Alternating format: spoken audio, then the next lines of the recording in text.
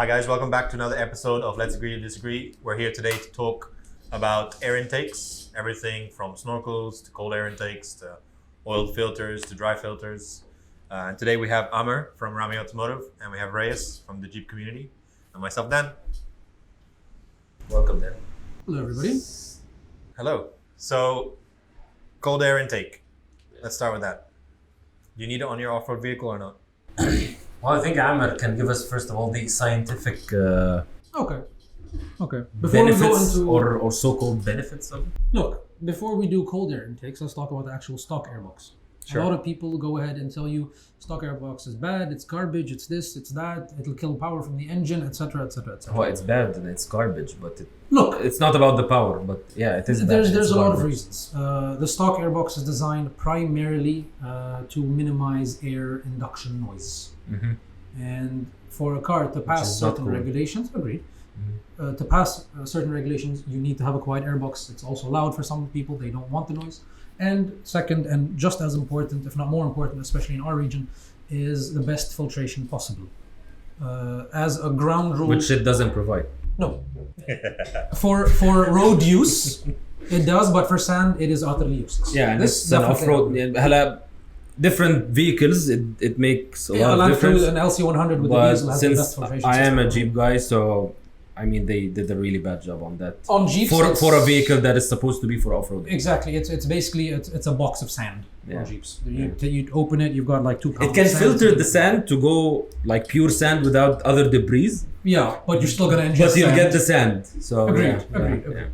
Now, do you need a performance intake on the car? It will benefit you if it is designed correctly and if it does the correct job. So what do you mean by designed correctly? Okay, first and foremost, the whole point of an intake is to get the coldest possible air into the engine, which means the most dense air, which means more molecules of air per gram, of oxygen per gram. Therefore, you can add fuel and make more power. That's the whole purpose of colder air. So it's not more volume? Volume, no, because I don't care what air intake you get, what brand it is, etc. All the stuff they like to advertise. Your throttle body size has not changed. Yeah. So you might as well take the entire intake tube off and drive with the throttle body exposed. You will not make any more power than what your throttle body can take. Yeah, but then we come to the question: does adding a throttle body spacer makes a difference when you have an intake? It depends on the engine and it depends on what type of intake manifold we're talking about. So on the older cars, especially for example the TJ and the XJ, a throttle body spacer effectively lengthens the intake manifold runner length, which helps you in air velocity at low RPMs. Okay. That's what that aids you in. And a bigger throttle body, if you've got bigger injectors, for example, yes, that helps. Given you have the correct tuning and the correct other end of the breathing, which is breathing, which is headers, exhaust, and the whole thing. So you cannot get more air into the engine without getting it out. Yes. Whether you have a throttle body spacer or not, the throttle body here is the determining factor of how much air goes into your engine. The throttle body spacer only changes the dynamics. It basically changes the RPM and the curve, the power curve across the RPM.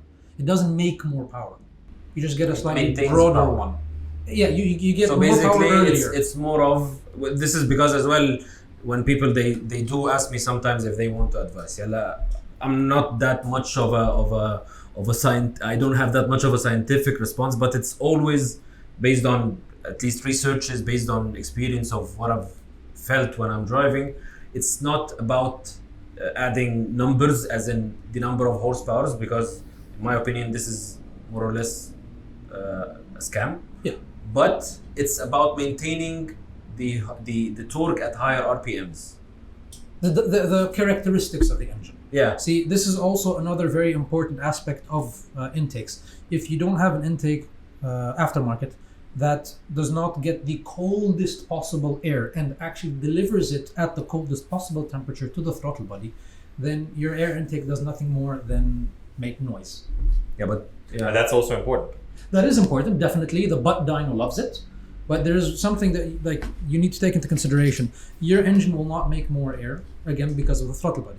So your intake system, your intake manifold is designed and tuned in this way. So take the engine out, put it on a dyno, an engine dyno, on the crank, and it will not make any more power with an intake system versus completely removing it.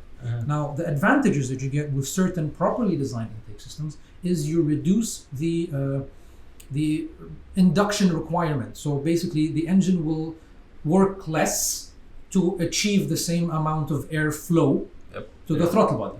This is one of the tricks of some induction systems, with the added benefit of being colder if it's designed in that way.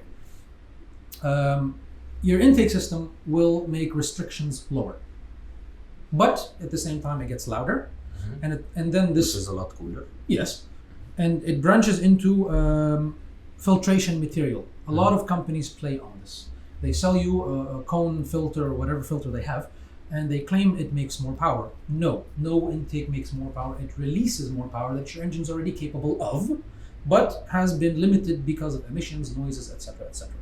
They trick the customer into saying, hey, the filtration, literally the size of the distance in the fibers of the material, the cotton or whatever it is they're using, is simply larger.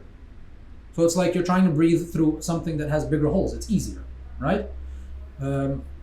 That makes more power, but at the same time, it introduces more unwanted objects into your engine, fine dust. But I've never experienced, at least with an aftermarket intake, a problem with it passing objects, as you mentioned, compared to the stock one, for example. Dry versus oiled. This is where we go into that one. Yes. Because oiled was born because of this.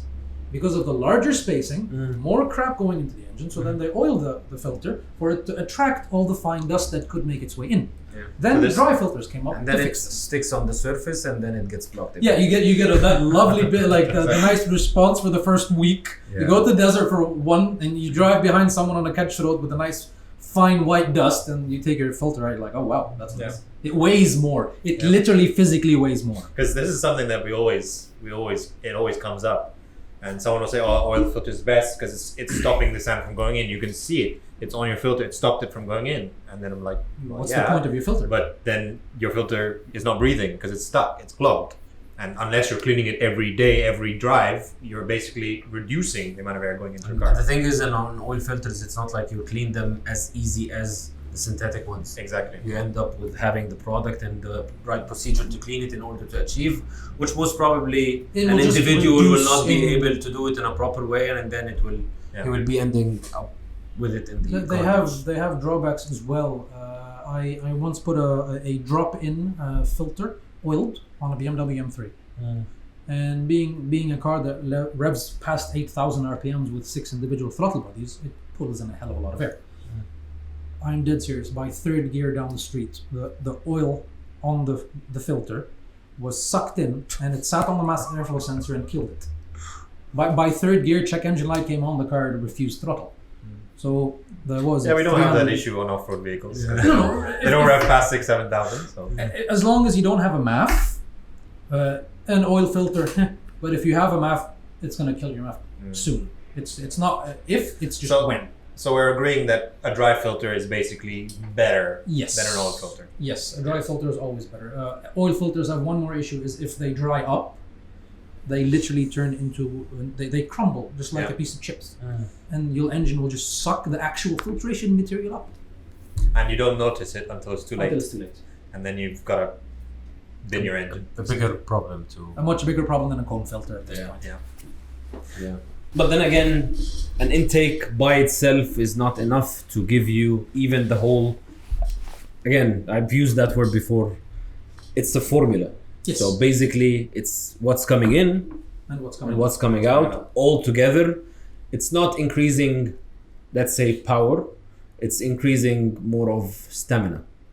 It's the capability, as we said, is to maintain the torque on higher RPMs. Hence, this is where you get the edge out of adding these intakes plus a proper so let's filter. before moving on to basically what you're saying is about exhausts and the whole system, let's talk about a snorkel, because a lot of people say a snorkel in our region where it's very hot with lots of sand, you're cresting, there's a lot of sand coming into the engine bay from underneath. They say a snorkel is better because it's in cleaner air. What do you think? No. I I think disagree I mean with that. you're putting one factor, which is the part of cresting. So basically, this is where you get the sand from under the engine bay. However, there are a lot of intakes in the market which has a box which is closing basically the sealed. intake. So Yeah. You don't have I don't believe that's an issue. There are other types that, for example, that would have instead of a snorkel, it's only a scoop, which gets you a bit of an edge of getting Outside. the cooler air from outside. However, in our driving, especially if you get into a more advanced level, I mean, have you seen one of those slides on how much sand is all around the scooped vehicle? across the So roof. basically, what's happening is that snorkel will catch everything from Exactly. outside Exactly. and pushes it inside the Even- system. So Even if it does, let's say it doesn't take the sand in, all right? Take sand aside.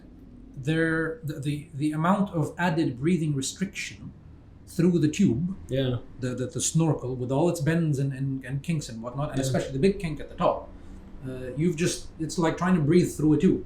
I was You've going to get to that extended- point. It's Yep. basically you're adding a lot of more You didn't gain much. You're slowing down the traffic air. to your Exactly. circulation. You didn't gain much. So, you just made it harder. exactly. So, exactly. and this is what's always confused me because this is exactly how I think. But some reason there are people that think a snorkel is better. Well, they're wrong. Even if it does take colder air, first off, it's getting hit by the sun and it's sitting on the middle of the fender. And at So end the of it, cold it's air gonna- will get heated on the way. Yeah, you're Yeah. just furnacing the air even. So quicker. what would you? So I have this with my car, and we have a friend who's cut the side of his bonnet open and added a scoop. Yeah. Does this really work? In the sand, no, because a scoop basically, as it said, it scoops air the faster you go, and it makes the vacuum action of the engine even less. You start at a certain speed, literally pushing air into the engine, therefore making more power. Yes, but in the desert, not really. You're just exposing into more sand. more sand. And, Dumping look, as, into your if airbox. you're talking about a scoop, it's my experience as well because I had an intake that comes with a scoop. So what happened is that you're getting a cooler air into without getting that circulation of the Yeah. snorkel, which is the good part. However, the bad part of it is that after each drive, I would open my box. And it's like You have to there scoop the is sand a smaller version of the dunes inside my box, which I have to clean out. Yeah. In order to solve that for a bit is that I try to remove the box in order to keep the scoop, get me more air, but then But again without I'm getting collecting the sand. it's still the thing is because of the action of it sucking air from around, I has still to. end up You with end up- sand all around the filter, but it was a dry filter, so I've never had any issues with it whatsoever, except that I still have to clean it off and Regularly. but then again It's good practice anyway. Honestly, anyone going to the desert, regardless of what brand or type of filter, even if you have a stock airbox, clean it Clean every it single regularly. time. Yeah. It's better for you. It's your car at the end of the day. the only thing the snorkel look honestly I'm pro how a snorkel looks, Yes. but I'm not pro how what it's not in Mistakenly general the use of for it. the It's sand. not here. It's not for Exactly. our region. It's for waiting. It's for It's for areas. water waiting, yes. It's for areas where you have swamps or lakes or whatever. Every day it's raining and you're going through sand and mud. And yes, a snorkel in that case would Definitely. be a very good investment. But in our case, where you need the air to directly get into the intake in order because we rely too much on high RPM and speed. So with a snorkel that will delay that and will basically heat on the way, and again the sand it will be collected and it will get blocked inside, and then you'll have to open and clean. So I don't see any reason why someone would install it unless someone is putting for aesthetic reasons and he just likes it and it's not really connected. No, there's plenty of people that do that. Yeah, I know, which I hate when people do that. I mean, if you do something, it's either functional or spare us the. Yeah. Function over So you form, don't form put- over So you function. mean you don't put anything on your Jeep that makes it look better? Only? If it's equivalent to a function, I would. If it's only for aesthetic, no. I Yeah, for- agree with them. Okay, well, we can disagree on that at least. No. Okay, what about... I've never had. What- I had it for 5 years. I've never had one item on it except because I really wanted something out of that. Even if someone asks, it's only a metal bumper. No, I wanted it because of the approach angle. I wanted it because it would be a better platform for my winch. I wanted it. The aesthetics is a part, of course, because you will choose which one to install that you would like, how it looks like. But then again, for example, I never went for a flat fender because I never needed it. Functionally, it's useless in my case, in my tire size, in my lift, in my articulation. I didn't get to that point where I might need. So yes, in my case, yeah, I'm okay. What about the latest thing that's coming out? They're saying it's the Prefilter, the little skin that goes on top of your filter. Pre-filters are actually rather old. I mean the socks. Yeah. They're a good way to protect against the standard intake system that most of the time uses a cone filter. But for severe applications, you have a cyclone effect airbox, which literally spins the sand around, spins the air charge around, and it just throws the sand in a centrifugal way out into the box. It falls down, and then the clean air gets pulled out from the center and taken to the end. I think we should put behind the Amer, a mathematical equation board. That is the correct way to split sand. And if you look at some of the intake tubes, they have a little box just before the throttle body. That's where actually the sand falls into, right? Yeah.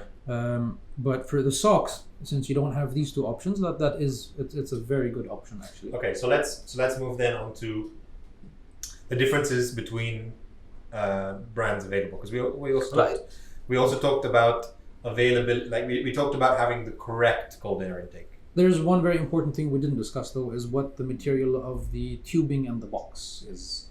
I think this we need to mention, and as well we need to mention on basically we were talking about the fact that whoever is under the impression that an intake will add power, get this off your mind, because it doesn't add power. So why would you initially go for an intake?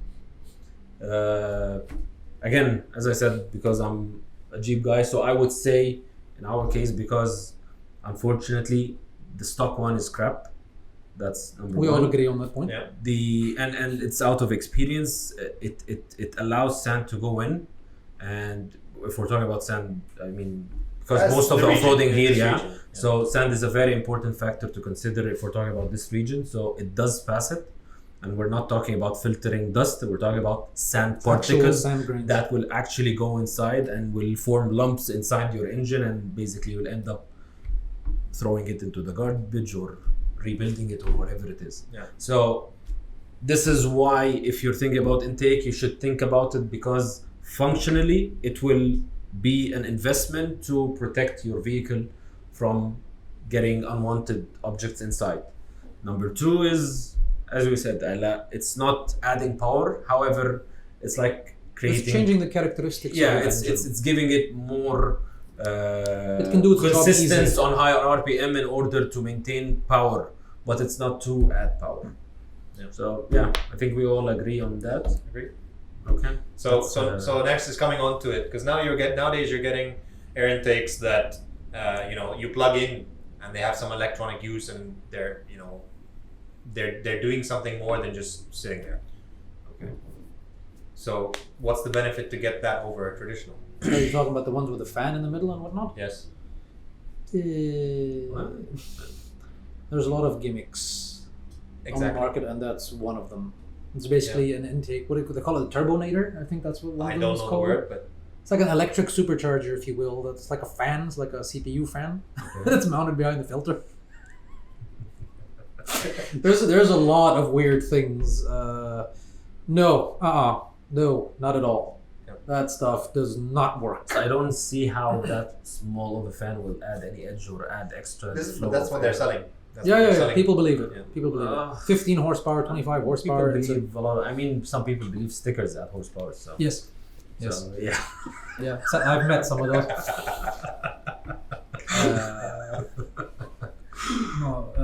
Because maybe it's not a brand, but I've seen some cars. You're in the desert and someone who's in your convoy suddenly stops and has an issue. You open it up and you see just this plastic pipe, and a dodgy filter on the end, and you're just like, What is that? What? You don't even know what that is. It's like, is that a cold air intake? Is that a piece of shit? Is that a trumpet? What do you have under there? So like there are a few brands. You know, the one I run is the AFE. Mhm. They've got a decent availability of air intakes for a variety of vehicles. You've got K&N, Mhm. which definitely in our region there's a lot of fake K&N. Yeah, unfortunately, yes. It Unfortunately, is the most But I common mean, if you brand. get the correct one, I believe it's out of my There's- experience one of the best ones I experienced. there's SB Do you filters. agree, Amer? Look, I have an issue with some of the K&N stuff, especially the filtration material. What the But maybe you're using the cone fake filter? ones. No, the genuine one You from sure? the USA. It just crumples away and the engine sucks it in. Are you sure it's what wasn't fake? The genuine. I And bought because it myself. look, I mean, within the 5 years I had, there is 2.5 years, let's say, I had the K&N, and then I decided to change it to the engine technology one. Throughout my K&N, I had the Black Force, the synthetic one, the dry one. Dry one is fine. That I have no issue. The oiled filters they Beautiful. have. I gotta tell you, the I've never had an issue. I would literally, whenever I take it out to clean it, the amount of sand that would go out of it is huge. But then again, look into that pipe, it's clean. Look, dry Nothing passes filters over wet filters any day, any time for any use in any car. Okay. No questions. So your problem with the K&N is the oil ones. Yeah, the wet stuff. And some of Okay, their you can say designs- whatever you want then. Some of No, their so designs- why I brought up the brand is not to let's bash one or not. Is there a difference between what they're doing? Yes, big time. And if there is, what's the best one? What is? What you want is as we're talking filters, you want one that uses cotton gauze as a filtration material, which is the same filtration media that the factory puts. And the factory intends your engine to live at least 200,000 kilometers, right? So if the design is less restrictive, you get the power, and you still get the filtration. By not going with a wet filter, you go with a filter that uses the same type of filtration. So the micron size and basically what it cleans is the same as the factory, which conforms with warranty. So at the same time, the engineers are not stupid. Yeah, tell that to the agency. Then that's a whole ball game. What is The that? firms with the warranty. I have to send them Design photos of the stock one, how much air, because they had an argument. It's like, you're using a filter. We cannot do this and that for it. It's like, guys, here is the photo of your stock. See how much sand inside, and here's a photo of the aftermarket and see how much it's. So, basically, please don't go there. And they decided to stay back and they just moved on and forget about that part. So, yeah, please proceed. There's another issue where the dealer, actually not the dealer, the manufacturer tries to be smart about, is when they give you an air intake that actually has a aluminum tube. And where is it placed? Just behind the fan. I think we have one. But it's not an it's aftermarket, but there is one brand that I know of. Yes. Yes. That does that, unfortunately. They So use I really don't know aluminum how tube. they I mean, engineered it to make it sense. They sold you a cold air intake that's basically a hot air intake. Yeah, Literally, that's what they sold you. I mean, Especially in this region, imagine. you're putting your Cold intake air tube just behind the radiator fan that's pulling heat from the transmission cooler, the condenser, and the radiator. Maybe they wanted the air to be lighter in order to go in easier. I mean, if we're doing air balloons here, they're on the right track. But if this is induction, then we're too far with no. The aluminum tubing thing does not work. I don't care if you So- wrap it with something; it'll still have heat soak. You want So plastic. you were saying about the brands which are the best on the market. Look, most of the brands now are equal in what they're selling, as long as you choose something that works for your car and doesn't use an aluminum tube, right? Doesn't have an open air element, so the filter is not just sitting there exposed. Has a decently closed box. Maybe if it's configurable for a snorkel or a scoop or whatever it is you want. From Rami, if I'm going to talk about what we sell, I'll tell you why I would take SMB over something else. SMB uses, my favorite bit about them is they use silicone, not rubber. So when the air filter gets hot and cold and it ages, it literally dries up, cracks, and also falls apart. Silicone does not do that. That is my favorite bit about them. But is it all silicon components? All Because of it. my understanding, if silicon doesn't connect to silicon, it will be useless. Come again? So the connections. Seal. Yeah. The seals are silicone. The final seal at the airbox is silicone. The filter itself, the black bit in the front and the back, is silicone. So you can sit there, squeeze it all day, whatever it is you want. It's not going to rip. It's not going to crack. And it's not going to dry and fall apart. That's the main. That's what I favor about them. And the dry filters are pretty much, they use the same material, the same filtration material as the standard filter. So they will filter the most amount of sand without falling apart. And the box itself, the box is actually double walled in some places, so you have more heat rejection. And the tube itself is plastic. And for some models, it's also double walled. So that just makes it more rejective to heat, which is what you want out of a cold air intake, to get the coldest air charge possible.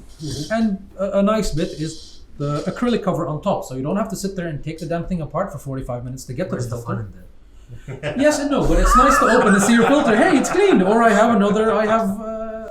Man, you're. I mean, it's all about removing it and see what's not expected in there. It's like it's exploring your vehicle. What's the fun in this? Like adding. Okay, filter screen, close it, go. Come on, it's not fun. Fine. I'll You can disagree on that. it's not. You can see the whole thing, and some models have the upgrade for this. Plus, with the sand, it will probably be sanded. You'll not be able to see later what's going on in there. We haven't had that issue yet. Unless Because it's still brand new. No, we had someone who actually decided to, Unless you're offering a service where you will polish that acrylic later on in order to make it clear. We had someone who thought it was a bright idea to use WD-40 to clean the acrylic cover. There was a myth at some point where a lot of people were talking about that actually WD-40, if you apply it on a sanded glass, it will suddenly clear out. There was. It's like, man, those car companies and detailing shops are ripping us off. It's basically the DW40 and what? Yeah, sure. Suddenly it's shiny. It's like, Beautiful. WD-40. Let's face it fixes everything. If it's meant to move and it doesn't move, WD-40. Yeah. And if it's moving and it's not meant to move, duct tape. Zip ties. Zip ties. Sorry. These are the two components. Agreed. Two things that Agreed. So I think, are we kind of covered intakes? Yeah. I would say the basics and what it actually does. So we're agreed. Dryer intake. Dry intake over Yes. wet intake any day. of course. Plastic tube over aluminum tube any day. Closed box over open air element any day, regardless of where you are in the world. And it sounds better. So we failed today. We're agreeing, all of us. Yeah. We don't agree on K&N, I would say that. No. You said Partially. dry. Yeah. No, you said this. When I'm talking about K&N, I'm talking about dry. I'm not talking about these. Then, My experience is a dry. Look, in general, it's always whenever someone asks me, do I go for oil or dry? It's like, don't even think about it. Not in this region, it's dry. Maybe in regions again, which is related to the in part Canada, where, the stick same with oil. areas where you need a snorkel, it might be more practical to go for Fair. an oil filter because you're talking it about actually swamps, waters. I mean, the It oil will also have repels that water. edge. That is a fact Yes. if you're in an Yes. area like that. Yes. Yeah. But in this region, it's dry. And Agreed. that's agreement. So your problem is not the brand. Your K&N problem is- revolutionized the cold air intake system. I Yeah, will because give them they're that. amazing. Yes. But lately, that's what I don't like how they've become now compared to others. Look, since 2.5 years, I'm not using it, so I don't know what happened. Maybe after I left it went downhill. That's the reason. That's why now engine technology is in a better position. Aha. That's Reyyes. At Reyyes. Follow him. Someone mentioned So I think that's a K&N. wrap. I think that's You a wrap. didn't spell it Rayyes. Yeah. There you go. Okay. Ladies and gentlemen, thank you very much for joining us today. If you enjoy this, please do like, share, and subscribe. And any questions you have, please put them in the comments below. Thank you.